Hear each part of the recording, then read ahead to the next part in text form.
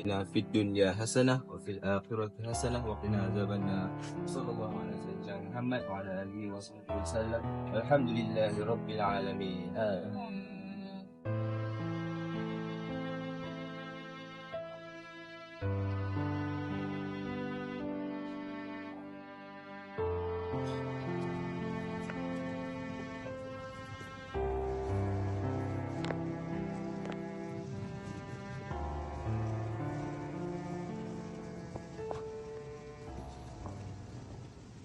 Habis tu sekarang ni harta ayah kita nak bagi macam mana ni? Kau ni adik, abang baru meninggal kau dah tanya pasal harta. Tentulah harta laki kebun tu abang punya. Ya sabar nak, sabar jangan gaduh. Ini mak kan, semua mak dapat, jangan risau. Mak mana boleh? Saya pun nak, takkan mak ambil seorang. Sabar semua. Tak guna kita bergaduh kat sini. Apa kata semua anak dan isteri kita bicara kat pejabat tanah. So, kita Sabar nak, sabar. InsyaAllah mak dapat. Jadi kalau macam tu kita pergi. Ya. Kita pergi sekarang. Okay. Pas. Lambat lah korang ni pun. Harta lagi. Ya, bukan jangan orang lain. Harta ni tinggal. Pasal apa tu? Macam mana ada kan? Cik, ini sebentar. Sabar. Siapa ni? Tak macam ni, Cik. Kami bawa dia orang baru kematian saya. Tapi dah cerita pasal nak harta semua ni. Lahan kau sudah Cik. Ini pergi sekejap dulu. Minta maaf. Cik. Okey.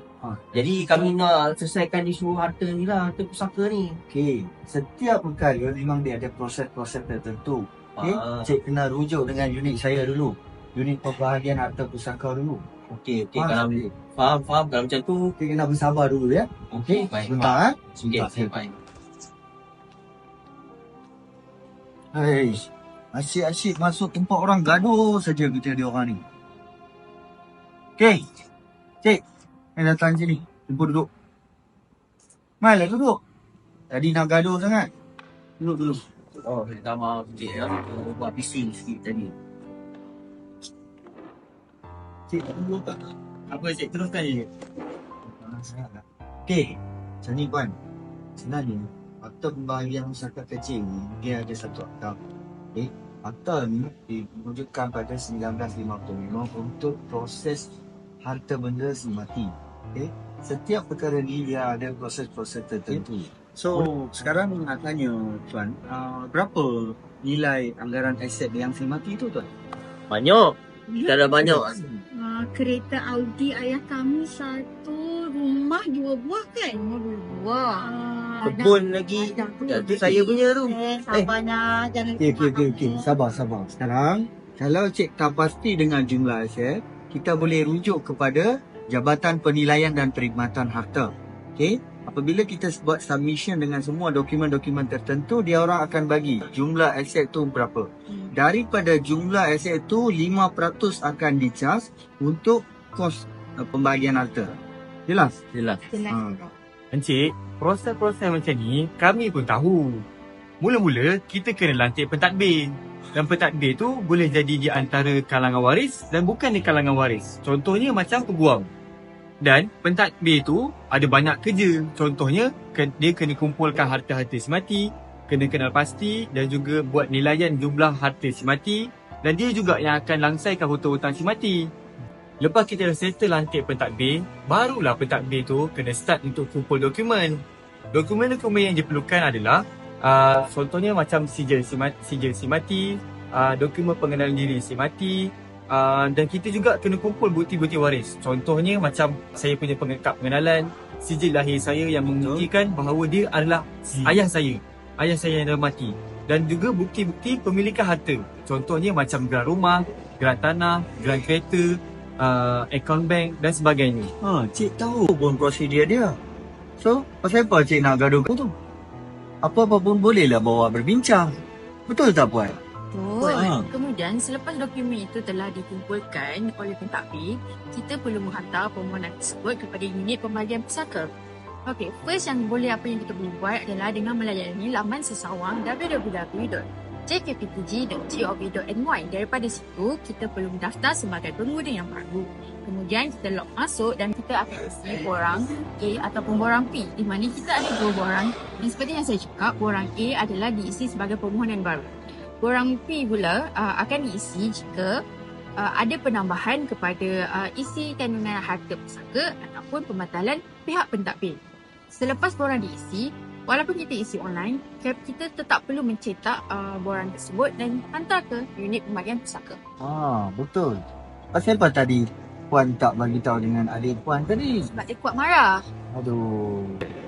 Ya, betul Penak. Lepas borang kita dah lengkap dan kita pun dah hantar dekat unit pembahagian pusaka, kita akan dipanggil untuk perbicaraan. Kenapa kita nak ada perbicaraan ni? Kerana pertama, untuk menentukan waris-waris yang layak untuk dapat harta. Kedua, untuk memastikan harta tersebut memang harta ayah kamu. Yang ketiga, untuk menentukan cara pembahagian harta si mati tersebut. Apa yang kita nak kena bawa waktu kita pergi ke perbicaraan itu nanti? Pertama sekali mestilah sijil mati ayah kamu. Kedua, kad pengenalan ayah kamu juga. Ketiga, sijil pernikahan si mati. 4, geran tanah atau apa-apa aset yang berkenaan. Betul. Dan akhir sekali, sijil pendaftaran kenderaan.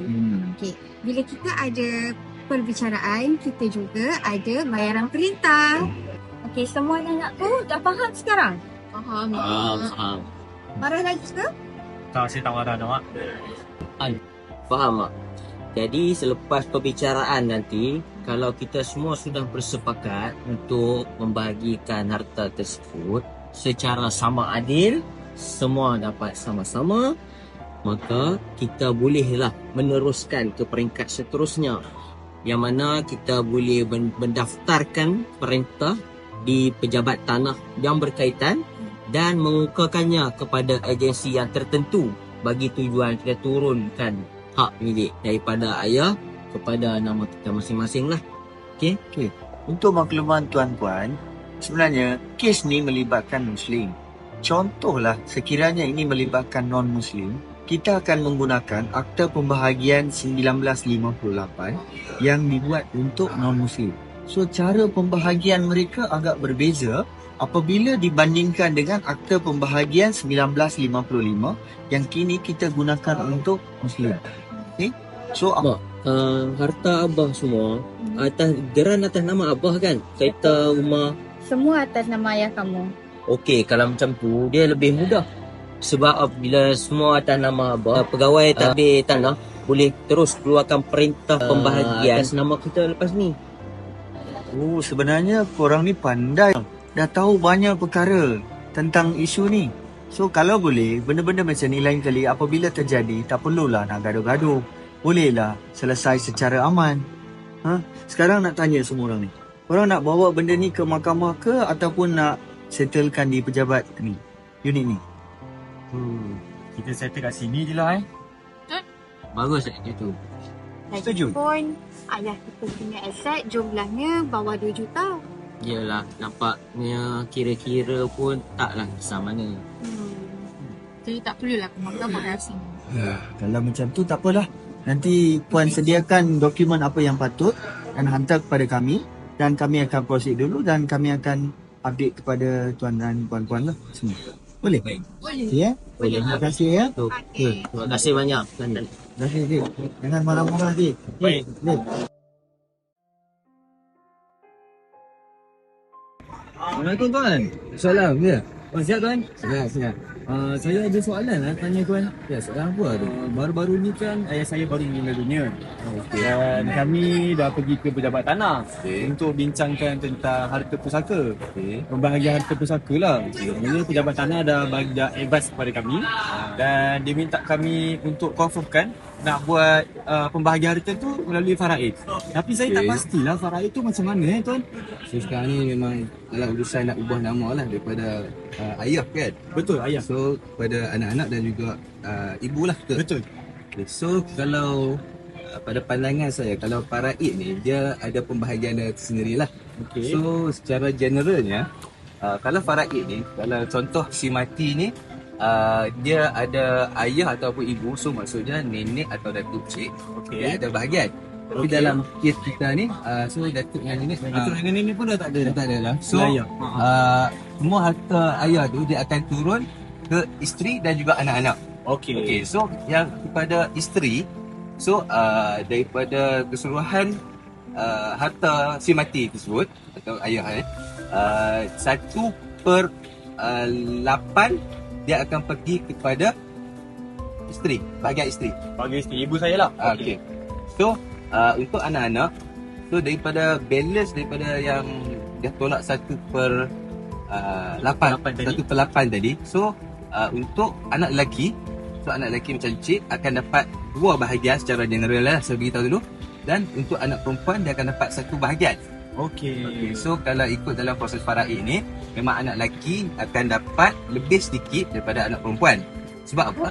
Sebab anak lelaki ni dia bertanggungjawab kepada keluarga dia sendiri, kalau dia ada keluarga lah, dan juga dia bertanggungjawab kepada ibunya. Disebabkan si mati tu ialah suami dah tak ada, so tanggungjawab tu anak lelaki yang kena tanggung. Sebab tu yang anak lelaki dia akan dapat lebih sedikit daripada anak perempuan. Okay. Tapi ada juga kalau semua adik-beradik dan juga ibu bersetuju untuk bahagi sama rata, okay, itu pun boleh juga dilakukan. Tapi memerlukan persetujuan semua orang. Semua orang Kalau perlu ada seorang setuju. dia tak setuju, macam mana? Kalau seorang ni setuju, benda tu tidak akan valid. So maksud dia akan berbalik kepada pembahagian secara faraid. Okey. So faham. So sekarang ni Aziz kena explain tu benda pembahagian secara faraid ataupun bahagian sama rata ni macam mana dengan ibu dan juga adik-beradik yang lain. So yang tu yang saya punya penerangan serba sikit lah. Okey, faham. Saya rasa saya kena balik dulu dan bincang dengan family saya. Tapi sebelum tu, Ya. kita pergi minum dulu jom. Okey, jom.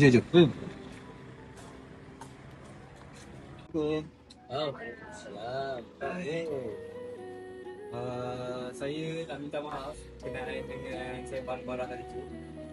Sebenarnya tadi saya baru jumpa dengan Imam dan Imam ada kepada saya berkenaan dengan pembahagian tok pusaka tu lah. So, yang tok pusaka tu dia ada cara pembahagian dia ada dua. Yang pertama melalui faraid dan yang kedua melalui persetujuan semua orang. Yang pertama sekali untuk faraid tu